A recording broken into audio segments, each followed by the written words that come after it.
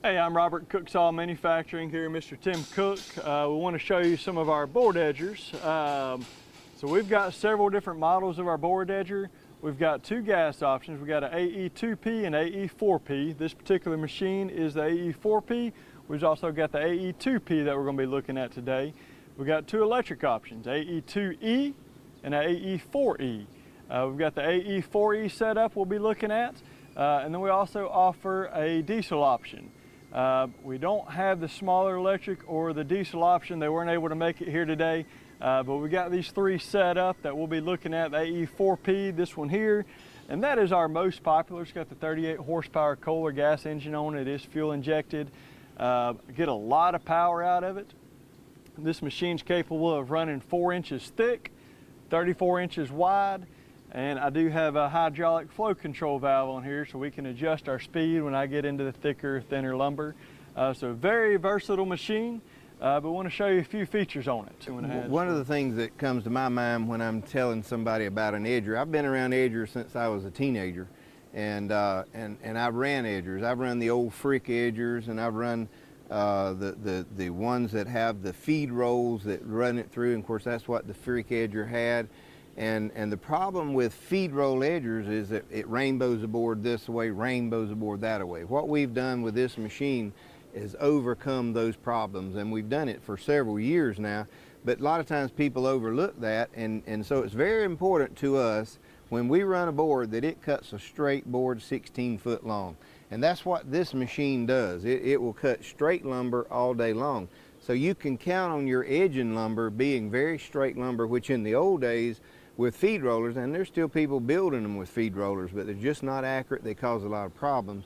But with these feed belts, in feed and out feed, we get straight lumber all day long. And that's a very important thing to me with lumber. It's as important as cutting it the right thickness. It's important to cut it the right width. One of the other features on this thing that we've overcome is in the old days, the saw blade was a solid blade and there was a block of wood on each side or phenolic, and it would move the saw blade like this. We've got a bearing, a hanger bearing, that holds that. The collar slides back and forth. We have a chain in the front that transverses across, and a chain in the back. So when you turn the handle to make your dimensional mark, if you land on 5.5 inches, it will be a 5.5 inch board. So that gives you a lot of options. It gives you options to cut your lumber on your sawmill, stack it, let it dry, then come back to this and edge it after the lumber has already done its little bowing and turning and moving, and now you can cut your straight 2x4s, go build a building. An edger in many cases takes the place of a planer, especially when you're doing your framing lumber. For instance, you want a 2x4, which is 2x3.5. The thickness is not important as the width is. That width is very important. If I'm making rafters for a building, that dimension is very important, and we want to be able to match what the standard in the industry is, and this edger will do that, and it'll be the straightest lumber you'll have. You won't see lumber in Lowe's or Home Depot or places like that that will have as straight a lumber as what will go through this edger. And so that's some of the most important things to me is, does this machine cut straight lumber? Is it efficient? When I set it on an accurate number, can I depend on it? And we do have that. That is what this machine will do. And the old edgers of the old day and those with feed rolls just will not do that. That's also a good point as far as letting your lumber dry, because we do get a lot of questions. Will your edger cut dry wood? Apparently there's some out there that won't cut dry wood. Like Mr. Tim was saying, we almost prefer it. Let it move, let it dry. Yeah, that's correct. And we've got carbide tip saws, and they're half saw blades. You can take one half out, the other half out with 4 bolts, stick the 2 halves back in, sharpened blades or repaired blades, bolt it back up. In just a few minutes, you've changed your blades. The old blades, we had to take the shaft out just to get the blades off of it, and that was a real royal pain. So we've overcome that issue as well. And these are strobe saws, which means down inside of that blade where that split is, there's a carbide strip that is sharp. So if the board wants to warp or bow or anything, it will shave its way clear and not bind that saw blade and smoke that saw blade. And so that's another good feature that we have. So we'll start a couple features and then we'll get kind of more into the technical. Want to start here with the tongue. This is a portable model. The gas, the diesel, they are portable options. Now we can build any machine portable, we can build any machine stationary. But standard, that is how it comes. It's got the trailer package on it. This tongue is removable, but it's easy to work with. So that tongue slides right out. We've got 4 sidewind jacks. This machine is a little bit different than a sawmill. It does not have to be set up perfect. I kind of eyeball, get it level, maybe even put a little bit of a decline so my boards just roll right off the end and doesn't jam up. But you've got 4 jacks on each side, sidewind, level it up. So within just a couple minutes, we're set up, ready to run our boards through it. In general, yeah, in general, these edgers have a 2 saw edger. One is stationary. We have a fence. I call that a 4-man blazer. I can drop that down. And then we have a movable fence that stays parallel with our cut. This, right down by this, is 0. This is 0. That's lined up with the first saw. So if I got some wane that's 2 inches wide, I can put it down under here, line it up, send it through. Whatever I have this number set on, if I'm set up on the 5.5 inch mark, I can expect to cut 5.5 inches when this is adjusted properly. And you can see as I turn this handle, this moves whatever dimension I want. That's so on a standard machine we do have 2 blades. They're the split strobes. So 2 to 21 inches. That's the opening between the blades. Through the machine, we can run 34 inches through the machine. So if I've got a board at 34 inches and I want to edge it, I can take it, I can run it through, got 7 inches off each side, and we cut 21 inches between the 2 blades. This particular one, like you were saying, does have that 3rd blade. So if you've got a job where you're doing something very particular, say fencing, or what else would you use that 3rd blade for? Well, if you're wanting to take, some people have a need to cut a lot of 1x1s or a lot of 1x2s or 2 or 3 inches wide. Some people have wide cuts and they want to split it 3 times, and they can do that. And if somewhat the other side cut 3 times, so we have our stationary here. Then we have another saw that can be fitted at any distance, and then we have our movable saw that comes in there. Well, for example, we can take this fence, and that's lined up with our stationary blade, our original blade, and we can set that, say, 3.5 inches, slide our board over, and we're going to cut 3.5 inches here on the outside of our stationary blade. We've got that 3rd one cut right here, and we can set our scale 3.5 inches from there. So we're cutting 3.5 inches here, 3.5 inches here, and we can run those boards through. So you can make multiple cuts if you have the 3rd saw blade. So. And then if I've got even a wider board, it's got rollers on top here. So as that board feeds through,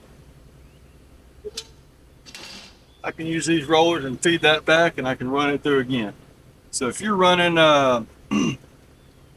just trimming up your live edge, just running every board, every max thickness, whatever you can get, that 3rd blade may not be the best option for you. And if I just need to run it through again, I've got my man sending it back to me, and I just feed it back through.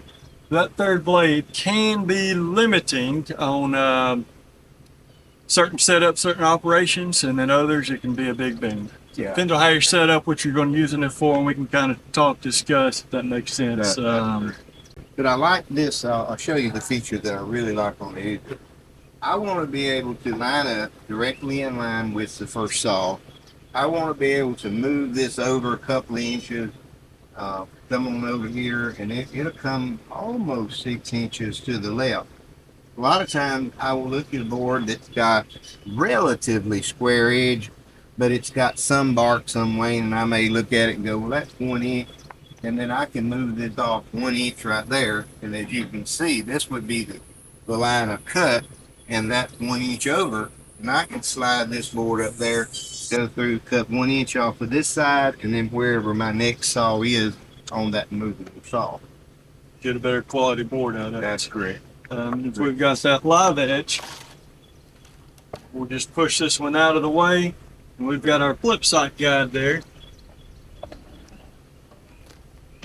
We can use that, line up that bark running through, and we can see exactly where we're going to cut.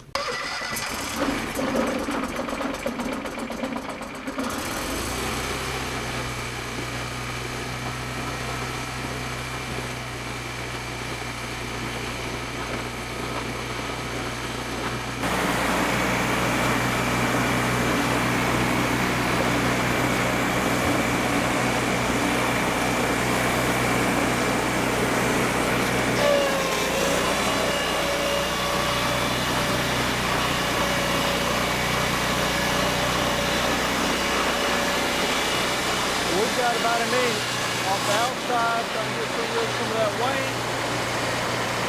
We've got 2 3.5-inch pieces here, and then we've got this other piece. I can feed that back through with those 2 rollers, so we can run that one back through again.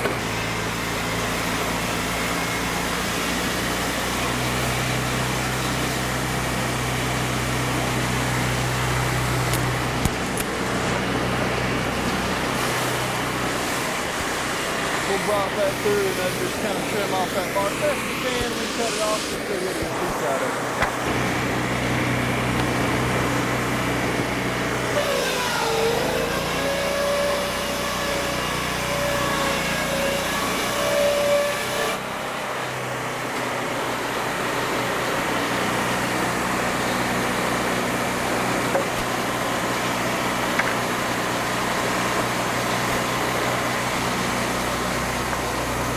That's the benefit of having that 3rd blade on there, is every cut we make through, we're getting at least 1 3.5 piece, and then we did have that extra blade, or the movable blade, I should say, set at 3.5 inches as well. So we get 2 pieces on 1 pass. Yeah, and what you saw there was I was able to speed it up. That was almost full speed. It wasn't quite. That was 2-inch pine. It was dry pine, and you heard the motor govern up and then carry it on through. But you can adjust that down. The first piece we ran through was red oak, and it's fairly dry. There's some greenness to it, but it's fairly dry. And so you got to see the power that 38 has to carry it on through. Now you can saw with that 25, is that a 25 or 24? 26 and a half. Or 26 and a half. You can saw with that, you just slow it down a little bit and it goes through. This thing will work 3 or 4 people really hard on the back with one guy just feeding it steady through this side. So it will do a tremendous amount of work.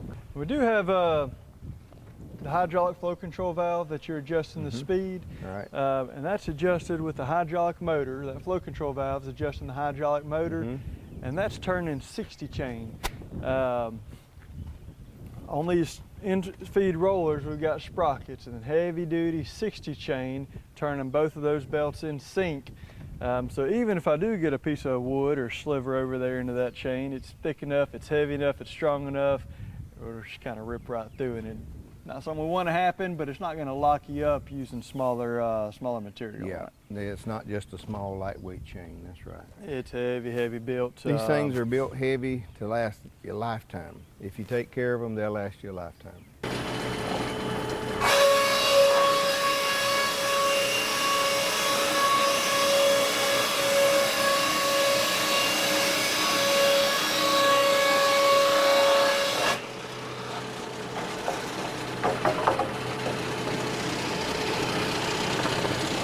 Cutting 3.5.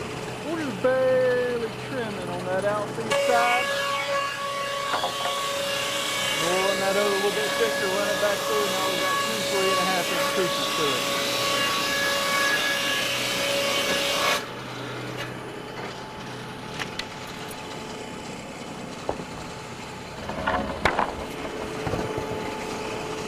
it. These boards here, they're just over 13 foot.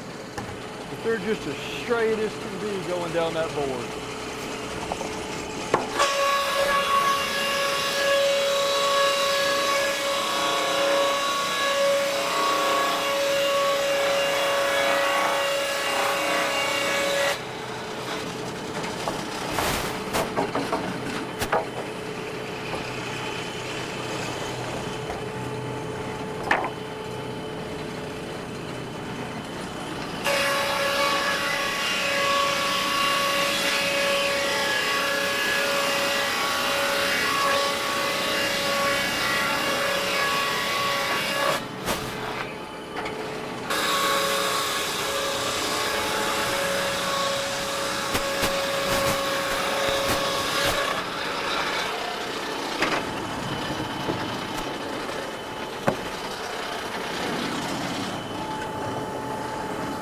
This is that 4-inch red oak.